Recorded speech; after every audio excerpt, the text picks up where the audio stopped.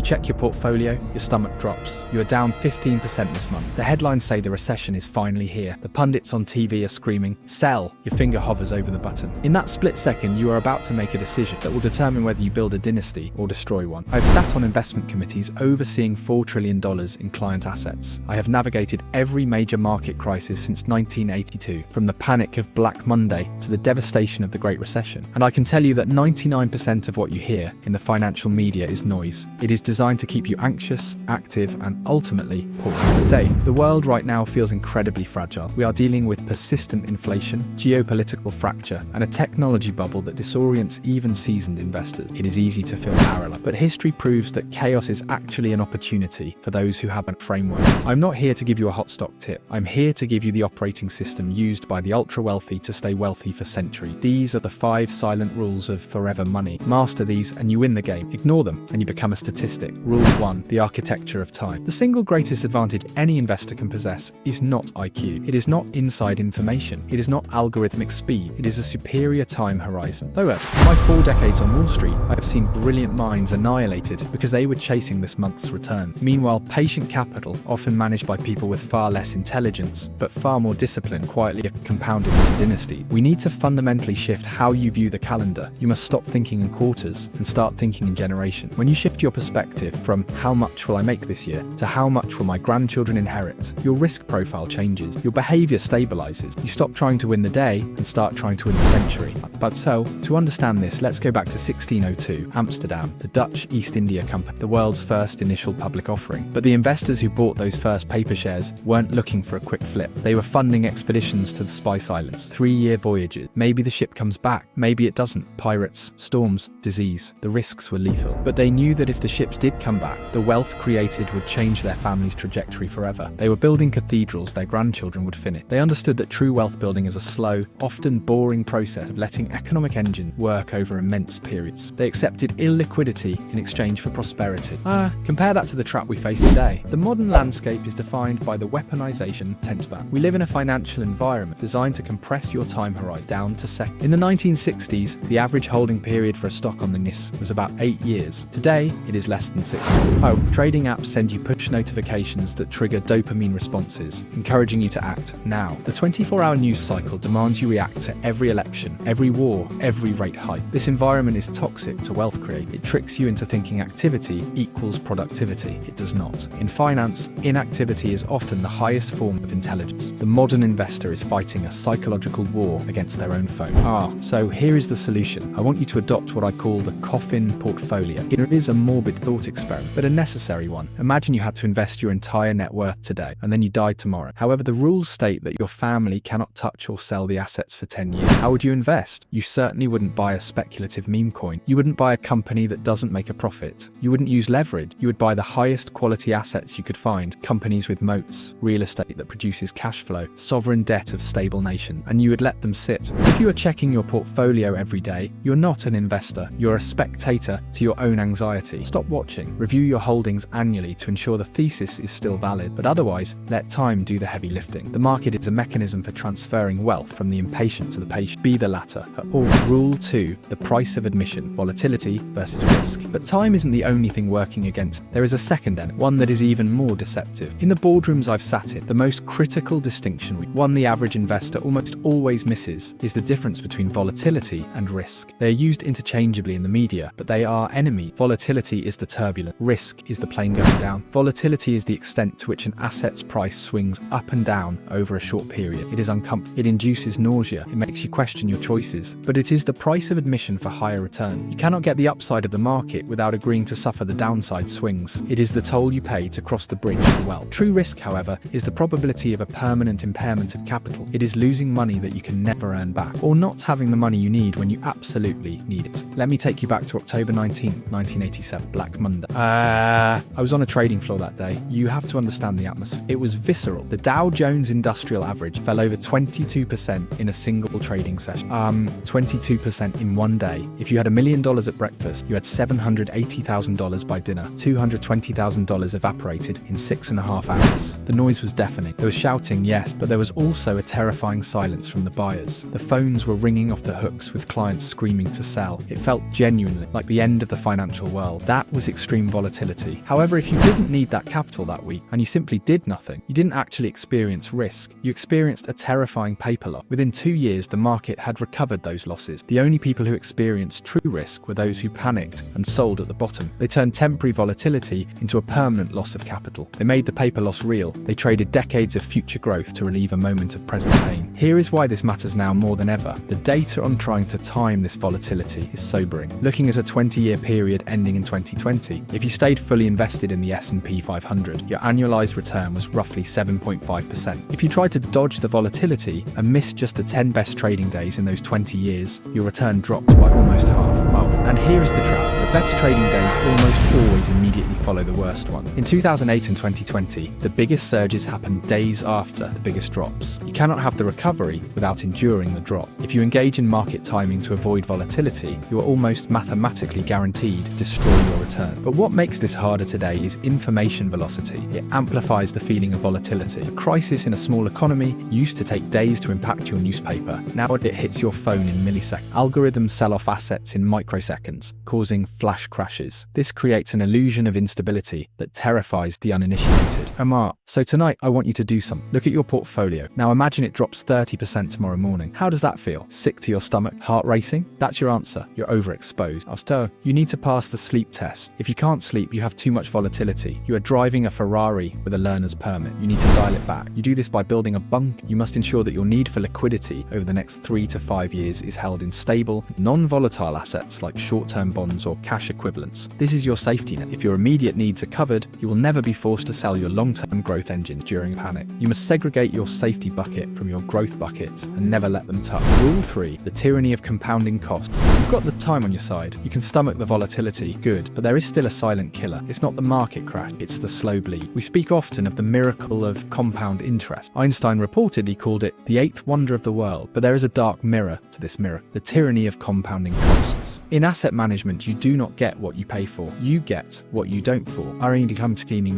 Every dollar you pay in management fees, trading costs, or taxes is a dollar that is no longer working. It is a dollar that cannot breed other dollars. Over decades, these small leakages turn into a torrent, can wash away nearly half your potential wealth. This is the silent killer of the upper middle class. The historical hero here is John Bogle, the founder of Vanguard. When he launched the first retail index fund in the 1970s, Wall Street mocked him. They called it Bogle's folly. Why would anyone want average return? The industry thrived on selling the illusion of beating the market, charging high fees, often 2% or more, for the privilege. His life's work was killing that parasite. He understood that the financial industry is effectively a giant leech attached to your wallet, and he wanted to pry it off. Let's look at the math. It is staggering, and most people never run these numbers. Imagine you invest $1 million over 30 years with an assumed annual growth of 7%. In a traditional high-fee environment, charging you 2% a year, which was standard for decades and still exists in many exclusive wealth management firms, you would end up with roughly $4.3 million.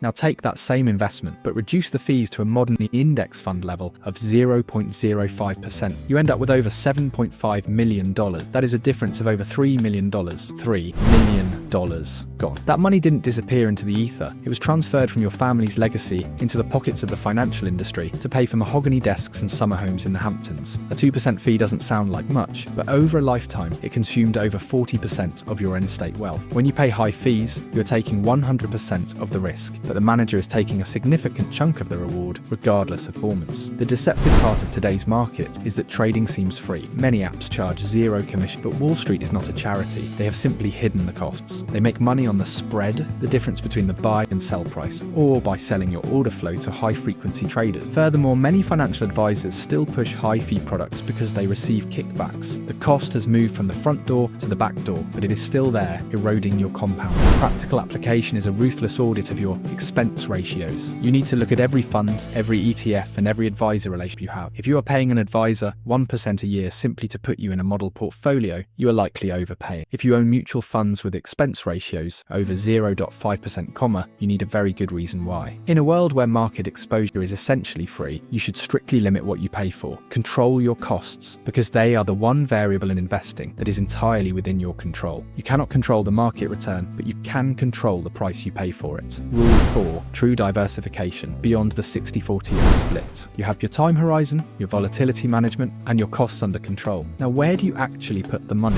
Most people think diversification means owning 5 different tech stocks. That is not diversification, that is concentration with a different label. True diversification means owning assets that behave differently from one another, assets that are uncorrelated. So the goal is not to maximize returns in a straight line, but to ensure that when one part of your portfolio is bleeding, another part is clotting the wound. This is the only free lunch in finance, reducing risk without necessarily reducing expected return. You want a fortress that stands when everything else burns. To understand the danger of false diversification, we must look at the Japanese asset bubble of the late 1980s. Unlike Japanese investors in 1990 lost a generation of wealth. Their grandchildren are still poor. Why? They thought they were diversified. Japanese stocks, Japanese bonds, Japanese real estate, the whole economy. Then it all crashed together. 30 years later, the market still hasn't recovered. At the peak, a single square mile of Tokyo was worth more than all of California. That's how insane it got. But because of home bias, the tendency to invest only in what you see around you, they were wiped out. The data backs this up. In normal times, stocks and bonds often have a low correlation. When stocks zig, bonds zag. This is the basis of the traditional 60/40ths portfolio. However, during extreme inflation events, this correlation breaks down. In 2022, both stocks and bonds crashed simultaneously because inflation hurts both asset classes. Investors who thought they were diversified lost money on both sides of the ledger. This proved that public markets are more interconnected than ever before. When panic hits, the correlation of all public assets approaches the 1. The new challenge we face is that the 60/40ths portfolio is no longer sufficient for wealth preservation. In a globalized world, public markets move in lockstep. To achieve true diversification today, the wealthy are looking at private assets. This includes private equity, private credit, real estate, farmland, and even art. These assets are not marked to market every second, meaning they don't fluctuate wildly with public sentiment, and they often have return drivers that are totally separate from the S&P 500. A farm produces corn regardless of what the Federal Reserve does with interest rates. A rental property produces cash flow regardless of the Dow Jones. The practical application is to broaden your definition of a portfolio. Do not just look at US large cap stocks. You need exposure to international markets, emerging markets, and real assets. If you can allocate a portion of your portfolio, perhaps 5 to 15%, to assets that are not traded on a public exchange. If you are a retail investor without access to private equity, this might mean owning physical real estate, buying gold, or using platforms that allow for fractional ownership of alternative assets. You want a portfolio where something is always working. No matter what happens, something you own is going up. Rule 5. Master the behavior gap. We have arrived at the final rule. This is the most difficult one. You can get the math right, you can get the costs right, and you can get the diversification right. But if you fail this, you lose everything. You must master the behavior gap. Investing is not the study of finance. It is the study of how people behave with money. We are biologically evolved to run from danger and run toward food. In the markets, this translates to selling when stocks crash, running from danger, and buying when stocks soar, running toward food. This instinct is financially suicidal. The behavior gap is the difference between the return of the investment and the return of the investor. It is the penalty you pay for being human. It is the cost of your emotion. The historical warning comes from one of the smartest men to ever live, Sir Isaac Newton. In 1720, Newton invested in the South Sea Company, the hottest stock in England. He made a profit and sold, doubling his money. But then he watched his friends get rich as the stock kept climbing. Overcome by FOMO, fear of missing out, he jumped back in with a fortune near the very top. The bubble burst. Newton lost £20,000, millions in today's money. He famously said, "I can calculate the motions of heavenly bodies, but not the madness of people." The man who invented calculus, the man who defined gravity, could not conquer his own emotion. If he couldn't do it, what chance do we have? We see this same pattern in the famous story of the Magellan Fund. Peter Lynch, the legendary manager, generated 29% annualized returns for 13 years. It is one of the greatest runs in history. Yet Fidelity estimated that the average investor in the fund actually lost money. How is that possible? Lost money in a fund that returned 29% a year? Because they piled in when Lynch had a good quarter and bailed out when he had a bad one. They bought the hype and sold the disappointment. They were investing in the rearview mirror. Today, social media creates financial contagion. You see a 19-year-old on TikTok claiming to have made $1 million on a meme coin, and you feel inadequate. You feel the urge to abandon your boring, long-term plan to chase the next big thing. This comparison culture is the enemy of discipline. It tempts you to take risks you don't understand to chase returns you haven't earned. It makes you feel like you are falling behind when, in fact, you are simply staying safe. The practical application is to create an investment policy statement for yourself. This is a written document, a contract with yourself that states exactly what you will do in various scenarios. Write down, if the market drops 20%, I will rebalance, not sell. Write down, I will not invest in anything I do not understand. Write it down when you are calm and rational. Then when the market crashes and you are emotional, read it. It acts as a circuit breaker for your emotions. You need to bind your hands now so that you don't punch yourself in the face later. Automate your contribution so that you don't have to make a decision every month. The less you think about it, the better you will do. The most successful portfolios in the world are often those that belong to people who forgot they had them. Then meet the conclusion. So we return to that moment. The portfolio down 15%. The headline screaming. Your finger on the sell button. Now you know what the wealthy. You know that time beats timing. You know that paper losses aren't real losses unless you sell. You know that fees are the silent thief of your legacy. You know that diversification means owning things that act different, not just owning more of the same. And most importantly, you know that your emotions are the enemy. Wealth is not a number on a screen. It's the house your family never loses. It's the education they can afford. It's the freedom to say no to work that destroys them. Your grandchildren won't remember the quarterly returns. They won't know you resisted selling in 2026, but they will live in the fortress you built. Start building.